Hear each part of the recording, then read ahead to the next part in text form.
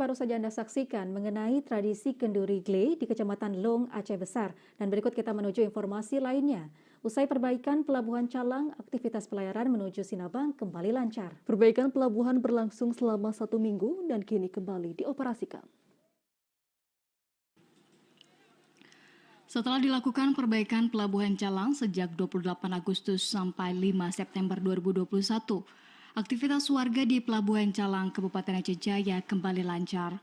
Sebelumnya akibat kerusakan Pelabuhan KMP Aceh Hebat 1 terpaksa harus berhenti pelayaran selama seminggu. Sehingga para warga yang menggunakan jasa penyeberangan dengan KMP Aceh Hebat 1 dialihkan melalui Pelabuhan Kuala Bubon Aceh Barat, baik menuju ke Sinabang atau sebaliknya.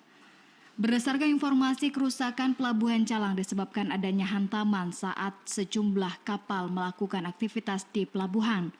Akibatnya dermaga mengalami kerusakan sehingga perlu perbaikan agar aktivitas di pelabuhan itu kembali lancar. Dan setelah selesai pihak pekerja melakukan perbaikan pelabuhan, aktivitas pelayaran menggunakan jasa KMP Aceh Hebat 1 kembali lancar. Kepala Syah Bandar Pelabuhan Calang, Andi Laisidi mengatakan, aktivitas pelayaran menggunakan jasa KMP Aceh Hebat 1 kembali lancar sejak Senin kemarin dan hingga hari ini sudah 2 kali melakukan pelayaran.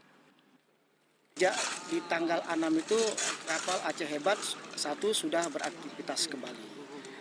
Tapi setelah beraktivitas kembali, perbaikan yang kita sudah perbaiki itu ternyata ada kerusakan kembali. Nah, bisa jadi kemungkinan nanti akan kita tunda lagi kedatangannya, mengingat itu akan harus dikerjakan kembali. Untuk saat ini masih kita pantau seberapa jauh kerusakan yang diakibatkan oleh aktivitas. Syah Bandar Pelabuhan Calang menambahkan pasca dilakukan perbaikan saat ini kerusakan kembali terjadi. Dan jika kerusakan ini bertambah parah, maka aktivitas penyeberangan KMP Aceh Hebat 1 maupun aktivitas kapal tongkang bisa kembali dihentikan. Dari Aceh Jaya, Musliadi TVRI melaporkan.